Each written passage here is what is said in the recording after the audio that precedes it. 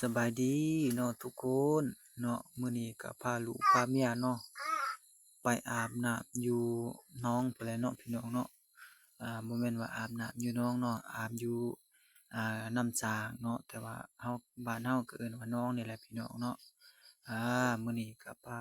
ลูกพาเมียไปอาบเนาะถือกระตุกมาลงคลองแคงไปล่ะพี่น้องเอ้ยตามประสาบ้านเฮานี่แหละตามธรรมชาติบ้านเฮาที่ว่าเคยใช้ชีวิต ชนบทนี่แหละพี่น้องเอ้ยอ่าต่อหน้าก็จะเป็นลูกสาวเนาะพี่น้องเนาะเป็นลูกสาวย่างตามทางเนาะถือกระตุกไปเนาะอ่าถือกระตุกไปเนาะเอเพิ่นว่าถือไปเลยเนาะต่อหน้าอีกก็จะแม่นแม่กับลูกเนาะเจียอ่ากระตุกไปเนาะเจียกระตุกไปเนาะนี่เจียกระตุกไปส่วนเฮาก็ได้ย่างตามทางถ่ายลงไปเนาะพี่น้องเนาะถ่ายลงไปเลยเนาะพี่น้องเนาะอ่าถ่ายลงไปเออเห็นลูกสาวย่างกับแม่เนาะลูกสาวย่างกับแม่เนาะแล้วก็สุดท้ายเนาะเฮาก็ได้เห็นเพิ่นอ่าปลูกมันเนาะ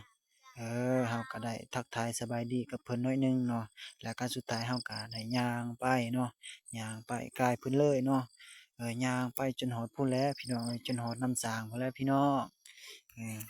จนฮอดน้ำสร้างบนที่ว่าเฮาเคยอาบเป็นประจำนี่แหละพี่น้องเนาะเออนี่อ่า ความงามความอันนี้ก็ประมาณนี้แหละพี่น้องเอ้ยนี่สุดท้ายเนาะก็ใกล้สิฮอดนำสร้างนี่แหละพี่น้องเฮาก็ได้ย่างไปเนาะเห็นลูกสาวเห็นแม่เนาะไปตามทางเนาะถือกระตุกไปนำเนาะพี่น้องเนาะเออนี่เนาะส่วนเฮาก็ได้ถือกระตุกไปคือกันเนาะพี่น้องแล้วก็ถืออันนั้นอันนี้ไปนำเนาะพี่น้องมาฮอดจุดนี้แล้วพี่น้องเฮาก็ได้ถ่ายเนาะไปเนาะ แล้วก็เห็นแม่เพิ่นเนาะอ่าเห็นแม่เพิ่นเนาะเบิ่งเนาะจักเพิ่นว่าเบิ่งหยังเนาะพี่น้องเนาะเห็นเพิ่นก้มๆเงยๆอยู่เนาะพี่น้องเนาะสุดท้ายก็เห็นเพิ่นอ่าจักเพิ่นจับหยังนี่เนาะอยู่ในน้ำเนาะอาเราก็ได้แต่ถ่ายเบิ่งหั้นแหละพี่น้องสุดท้ายเนาะอ่าเห็นเพิ่นจับเนาะลงไปแล้วก็สิไปทางนั้นทางนี้เนาะจักเพิ่นเห็นหยังนะพี่น้องสุดท้ายเพิ่นก็อ่า สุดท้ายเพิ่นก็ไปจับเนาะเพิ่นว่าจับหอยเนาะพี่น้องเนาะสุดท้ายเพิ่นก็ไปจับหอยแล้วฟ้าวขึ้นไว้เนาะพี่น้องเนาะเพราะว่าเพิ่นย้านปิงเด้เนาะตามประสาเพิ่นนั่นแหละเพิ่นย้านปิงเนาะแต่ว่าปิงก็อาจสิหลายอยู่ในหนองนี่เนาะพี่น้องเนาะเฮาก็ได้ถ่ายเบิ่งเนาะความธรรมชาติของบ้านเฮาก็ประมาณนี้แหละพี่น้องเอ้ยนี่เส้นทางก็ประมาณนี้เนาะเป็นภูเป็นผาเป็นดงเป็นป่านี่แหละพี่น้องเอ้ย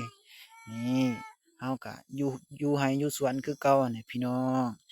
นี่เนาะธรรมชาติก็ประมาณนี้เด้อพี่น้องเด้อนี่อ่าเฮาก็ได้ถ่ายไปเนาะถ่ายไปเห็นลูกสาว2คนเนาะส่วนแม่ก็ตักน้ำเนาะใส่กระตุกเนาะเพื่อว่าสิเอาไปกินต่อเนาะสุดท้ายแล้วเฮาก็ไปบัดนี้เนาะไปกลางหม้องเนาะพี่น้องเนาะ ไปกลางหม้องเฮาก็ได้ถ่ายไปเนาะรีวิวตามแคมป่าแคมดงที่ว่าเฮาเคยไปหั้นแหละพี่น้องนี่อ่าก็เป็นประมาณนี้เนาะน้ำนองเนาะพี่น้องเนาะเป็นประมาณนี้เฮาก็ได้ถ่ายไปเลยพี่น้องเนาะจนฮอดสุดพู้นแหละพี่น้องจนฮอดหม้องเฮากางพู้นแหละพี่น้องเนาะเฮาก็แหนมเบิ่งไปเบิ่งมาหั้นแหละพี่น้องเพราะว่าเฮาอยาก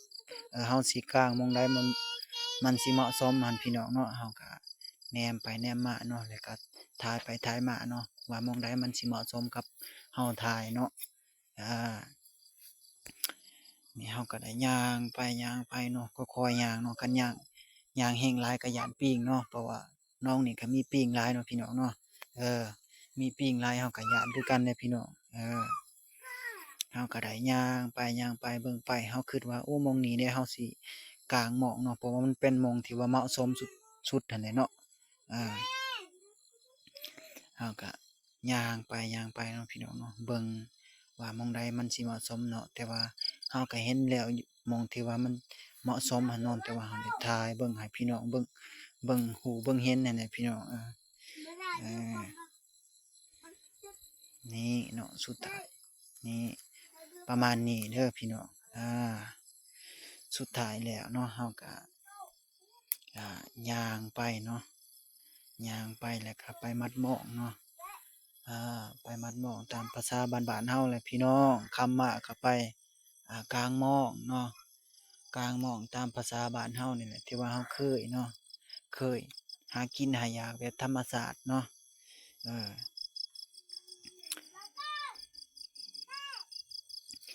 นี่น้ำน้องก็ประมาณนี้พี่น้องก็บ่ลึกปานใดเนาะพี่น้องเนาะก็ประมาณอยู่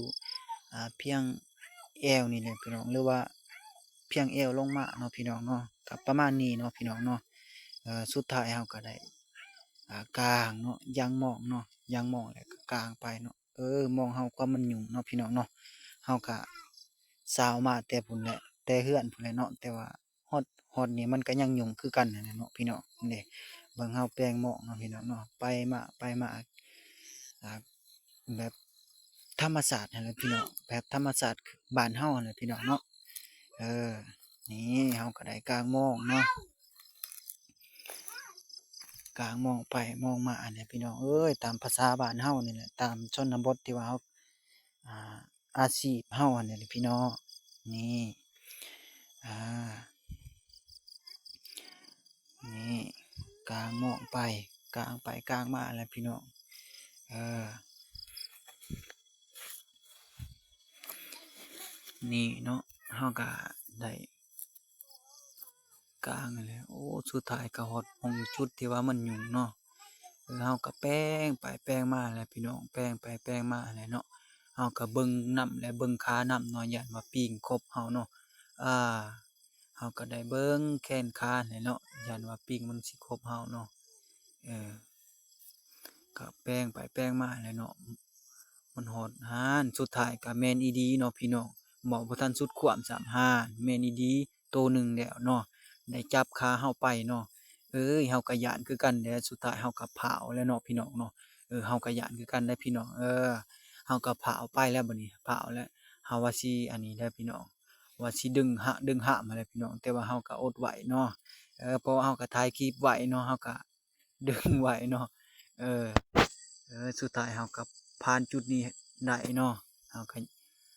ผ่านไปเนาะกางไปเลยกางไปเลยบัดนี้เนาะเออกางจนฮอดมันสุดพู้นแหละพี่น้องเนาะเฮาก็กางไปหั้นแหละพี่น้องตามภาษาบ้านเฮานี่แหละที่ว่าเฮาก็ดำรงชีวิต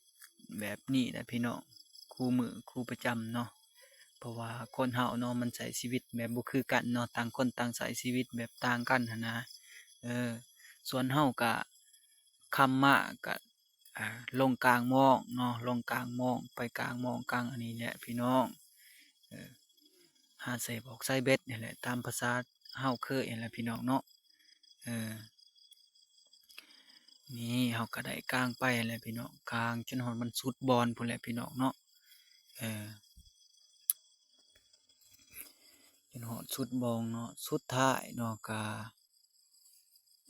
สุดอีหลีพี่น้องเนาะสุดจำพู้นแหละพี่น้องหม้องเฮายาวก็ประมาณ20-30เมตรนี่แหละพี่น้องนี่อาบรรยากาศก็ประมาณนี้พี่น้องนี่บรรยากาศน้ำก็บ่ได้ลึกปานใดเนาะแต่ว่าปลาความมันหลายเนาะพี่น้องเนาะปลามันหลายเลยปลาพี่น้องปีนี้แห้งหายเนาะน้ำก็ บกเนาะปลาแห้งมันขึ้นหลายเนาะเพราะว่าน้องก็เป็นน้องปลานิลเนาะอยู่นี่เนาะน้องปลานิลอ่าสุดท้ายเนาะเราก็ย่างมาเนาะเพราะว่าหม้องเราก็ได้กางสุดแล้วเนาะพี่น้องเนาะย่างมาเบิ่งไปนำเนาะว่าหม้องใดมันค่าเนาะหรือว่าหม้องใดมันยุ่งเนาะเราก็ได้แป้งเนาะแล้วเราก็มาเบิ่งมาอันนี้แหละพี่น้องสุดเราก็กลับมาเนาะ กลับมาเบิ่งคืนเนาะว่ามองเฮานี่มันยุงหรือบ่ยุงเนาะเฮาก็กลับมาเบิ่งคันมันยุงหม้องใดเฮาก็แป้งหม้องนั้นเนาะคือ เห็นในภาพนี่แหละพี่น้องมันยุงหม้องใดเฮาก็แปลงหม้องนั้นเนาะแล้วเฮาก็ได้แต่ยกเบิ่งเนาะว่าหม้องใดมันยุงเนาะเพราะว่าบางหนึ่งเฮาย้านปิงคือกันนะพี่น้องสุดท้ายเนาะเฮาก็ได้ผ่านไปเนาะจนมาฮอดจุดนี้เนาะนี่เฮาก็โอเคถือว่าโอเค